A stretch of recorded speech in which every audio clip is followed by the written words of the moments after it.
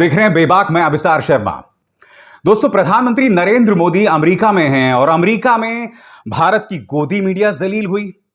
भारत को पाठ पढ़ाया गया कि भाई लोकतंत्र के मूल्यों को भारत नहीं छोड़ सकता, और वो भी प्रधानमंत्री नरेंद्र मोदी के सामने। और सबसे बड़ी बात, भारतीय जनता पार्टी के प्रचार तंत्र को पता चल गया है कि चाहे तुम देश के अंदर जितना भी गोड से कर लो, भारत की आन बान शान सिर्फ एक शख्स से है, और वो हैं देश के राष्ट्रपिता महात्मा गांधी। दोस्तों, सबसे पहले मैं आपको बतलाना चाहता हूं कि किस तरह से प्रधानमंत्री नरेंद्र मोदी के सामने कमला हैरिस, जो कि वहां की वाइस प्रेसिडेंट हैं, उन्होंने भारत को लोकतंत्र का पाठ पढ़ाया। मैं आपको बतलाना चाहूंगा दोस्तों, जिस तरह से कमला हैरिस ने प्रधानमंत्री नरेंद्र मोदी को कहा कि हमें यह तय करना है कि लोकतंत्र का वजूद बना रहे और हमें लोकतंत्र से जुड़ी संस्थाओं को मजबूत करना है। आजाद भारत के इतिहास में ऐसा कभी नहीं हुआ जब अमेरिका का कोई उपराष्ट्रपति या कोई राष्ट्रपति भारत को इस तरह की सीख और नसीहत दे रहा हो। यह अपने आप में देश के लिए नाक काटने वाली बात है। मगर मैं कुछ और कहना चाहता हूं, शायद मैं इसे संशोधित करना चाहूंगा। यह देश को की नाक काटने वाली बात नहीं है, यह भारतीय जनता पार्टी की नाक काटने वाली बात है, क्योंकि भारत के अंदर जो लोकतंत्र की हालत है मौजूदा समय में, वो बीजेपी की सोच की देन है। मैं आपको दिखलाता हूं किस तरह से कमला हैरिस ने प्रधानमंत्री नरेंद्र मोदी को लोकतंत्र का पाठ पढ़ाया। देखिए। I know from personal experience and from my family of the commitment of the Indian people to democracy and to freedom and to the work that may be done and can be done to imagine and then actually achieve our vision for democratic principles and institutions. Thank you. और बात यहां नहीं रुक रही है दोस्तों। जैसे कि आप जानते हैं, कुछ दिनों में महात्मा गांधी जयंती आने वाली है दोस्तों। इस मौके पर भी जो बाइडेन, जो कि अमेरिका के राष्ट्रपति हैं, उन्होंने प्रधानमंत्री नरेंद्र मोदी के सामने महात्मा गांधी के सिद्धांतों की अहमियत उन्हें समझाई। उन्होंने क्या कहा आपके स्क्रीन पर। गांधी जयंती के मुद्दे पर अमेरिकी राष्ट्रपति की प्रधानमंत्री नरेंद्र मोदी को नसीहत। As the world celebrates Mahatma Gandhi's birthday next week, we are all reminded that his message of non-violence, respect, tolerance matters today maybe more than it ever has. इसका मतलब क्या है कि महात्मा गांधी की जो सीख है सहिष्णुता की, महात्मा गांधी की सीख है अहिंसा की, महात्मा गांधी की जो सीख है एक दूसरे की इज्जत करने की, ये जो सिद्धांत हैं वो पहले से कहीं ज्यादा आज की तारीख में जरूरी हैं। मुझे बताइए ना, प्रधानमंत्री नरेंद्र मोदी की मौजूदगी में आखिर जो बाइडेन ये नसीहत क्यों दे रहे हैं भारत को? क्योंकि हमें अमेरिका से नहीं सीखना है गांधीवाद के बारे में। अमेरिका हमें नहीं सिखाएगा गांधीगिरी के बारे में। अमेरिका के जितने भी बड़े बड़े सिविल राइट्स एक्टिविस्ट थे, मसलन ये शख्स मार्टिन लूथर किंग, वो महात्मा गांधी को अपना आदर्श मानते थे। बराक ओबामा, अमेरिका के पूर्व राष्ट्रपति, वो महात्मा गांधी को अपना आदर्श मानते थे। अमेरिका के अंदर तमाम जो बड़े बड़े सिविल राइट्स हैं, वो महात्मा गांधी को अपना गुरु मानते थे। ऐसे में आज जो बाइडेन भारत को नसीहत दे रहे हैं, यह एक बहुत बड़ा आईना है भारतीय जनता पार्टी सरकार के लिए।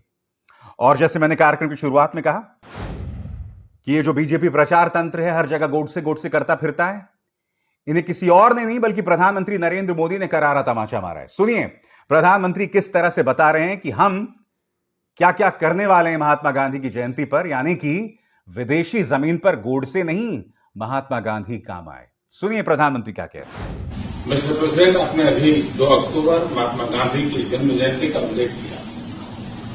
महात्मा गांधी ट्रस्टीशिप की बात करते थे। ये दशक उस ट्रस्टीशिप के लिए भी बहुत महत्वपूर्ण है। महात्मा गांधी हमेशा इस बात की वकालत करते थे कि प्लेनेट के हम ट्रस्टी हैं और हमने हमारी आने वाली पीढ़ियों को एक ट्रस्टी के रूप में ये प्लेनेट को हमने सुपुर्द करना होगा। और ये ट्रस्टीशिप की भावना ही भारत और अमेरिका के बीच के संबंधों में एक बहुत अहमियत रखेगी। और महात्मा गांधी के आदर्शों की पूर्ति के लिए ये ट्रस्टीशिप का सिद्धांत जो प्लेनेट के लिए हर नागरिक की जिम्मेवारी विश्व के लिए बनती जा रही है। मैं फिर दोहराना चाहूंगा, अंतर्राष्ट्रीय तौर पर इज्जत बीजेपी को और इस देश को गोडसे नहीं दिलवाने वाला है, जो शायद आजाद भारत का पहला आतंकवादी था। इस देश को इज्जत, इस देश की मान सम्मान मर्यादा सिर्फ इसी शख्स से है जिसे हम राष्ट्रपिता कहते हैं, जिसे हम बापू कहते हैं, और वो है महात्मा गांधी। और यह आईना पूरे दमखम के साथ भारतीय जनता पार्टी को दिखा दिया गया है। और दोस्तों, आईना सिर्फ गांधी के मुद्दे पर भारत को नहीं दिखाया जा रहा है, यह बीजेपी को नहीं दिखाया जा रहा है। जैसे कि मैं आपको बतला चुका हूं, लोकतांत्रिक मूल्य बने रहें, इस मुद्दे को लेकर भी वहां की उपराष्ट्रपति ने भारत को नसीहत दी, वो भी प्रधानमंत्री नरेंद्र मोदी के चेहरे पर। मगर एक और चीज सामने उभर कर आई है कि भारतीय गोदी मीडिया का एक बार फिर मुंह काला हुआ है। आपके स्क्रीन पर यह है अमेरिकी राष्ट्रपति जो बाइडेन का बयान, और वो क्या कह रहे हैं मैं आपको पढ़ के सुनाना चाहता हूं। Indian press much better behaved than US media, यानी कि अमेरिकी प्रेस से बेहतर भारतीय प्रेस है। यानी कि सही आचरण का निर्वहन करना भारतीय प्रेस को आता है, अमेरिका को नहीं आता। ये उनके राष्ट्रपति कह रहे हैं। इससे पहले कि हमारा जो पालतू मीडिया है अपनी खुद की पीठ थपथपाने लगे कि देखिए हमारी जो बाइडेन ने तारीफ की, मैं आपको बतला दूं कि जब कोई राजनेता आपकी तारीफ करता है ना, तो उससे बुरी बात कोई नहीं हो सकती आपके लिए। क्योंकि राजनेता क्या चाहता है दोस्तों? राजनेता यह चाहता है कि आप सवाल ना करें। और यह पहली बार नहीं है, डोनाल्ड ट्रंप ने भी एक तरह से तंज कसा था। जब वो राष्ट्रपति थे तब उन्होंने भारतीय मीडिया पर तंज कसा था कि भाई आप ऐसे रिपोर्टर कहां से ले आए हैं, काश मेरे ऐसे रिपोर्टर होते जो मुझसे सवाल ना करते। देखिए उस वक्त किस तरह से भारतीय मीडिया की नाक कटी थी। देखिए। I wish I had reported like this. You're doing better than anybody I've ever heard. Where do you find these reporters? This is a great thing. No, look, you have a great prime minister. He'll solve the problem. I have no doubt about it. और मैं आपको बतलाना चाहता हूं दोस्तों, अमेरिकी media कैसी है। आखिर क्यों ट्रंप ने कहा कि काश मेरे पास आप जैसे रिपोर्टर्स होते? क्योंकि अमेरिका के पास CNN के जिम कॉस्टा जैसे रिपोर्टर्स हैं, जो डंके की चोट पर वहां के राष्ट्रपति से, उनसे नजरों से नजरें मिलाकर सवाल करते हैं। कैसे? देखिए। If I may ask one other question, are you worried? That's enough. That's Mr. enough. President, I was going to ask one of the other folks. That's enough. Pardon me, ma'am. Mr. Excuse President. me. That's enough. Mr. President, I had one other Peter, question, let's if go. I may ask, on the Russia investigation. Are you concerned that you may have I'm not concerned indictments- about anything with that you the may have Russian indictments coming investigation because it's a hoax. Are you- That's enough. Put down the mic. down? Mr. President, are you worried about indictments coming down in this investigation? काश अमेरिकी राष्ट्रपति Joe Biden और पूर्व राष्ट्रपति Donald Trump ने 2014 से पहले हमारी मीडिया को देखा होता, जब हम सत्ता से आंख में आंख मिलाकर सवाल किया करते थे। दोस्तों, मुझे याद आता है बाबा रामदेव का वो आंदोलन, जब वो रात में सलवार कमीज पहनकर भाग गए थे। मेरे सामने लालू प्रसाद यादव बैठे हुए थे और मैंने उनसे कहा था, लालू जी, रात में पुलिस ने ऐसा एक्शन किया, कई लोगों की जानें जा सकती थी, चोट लग सकती थी। चलिए, आपने रामदेव पर जो एक्शन लिया सो लिया, वो एक अलग बात है। लालू मेरे सवाल का जवाब नहीं दे रहे थे दोस्तों। मैंने उन्हें स्टूडियो से बाहर का रास्ता दिखला दिया था। यूपीए के एक पावरफुल मंत्री, मैंने उन्हें स्टूडियो से बाहर का रास्ता दिखलाया था। मैं आपको बतलाता हूं कि 2014 से पहले भारत का मीडिया कैसे हुआ करता था। इसमें आप यह भी देखेंगे कि किस तरह से मैं सोनिया गांधी सरकार के विदेश मंत्री सलमान खुर्शीद से लगातार सवाल पूछ रहा था, और यह सारा मंजर 2014 से पहले का। देखिए लालू जी, इसके बात सुनिए। लालू जी, मैं आपकी रूपरेखा नहीं सुनना चाहता हूं। ये जो आप बातें कह रहे हैं, आप पिछले कई सालों से अपने पॉलिटिकल जीवन में कई बार कह चुके हैं। मेरा आपसे सवाल है, कल पुलिस के दमन पर आपको नहीं लगता कि औरतें और बच्चों के होते हुए यह निहायत ही गैर जिम्मेदाराना रुख था? देखिए, बात सुन लीजिए।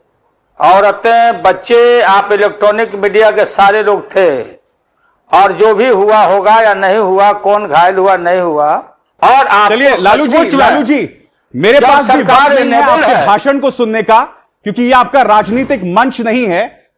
बहुत बहुत शुक्रिया, आपने हमारे लिए वक्त निकाला।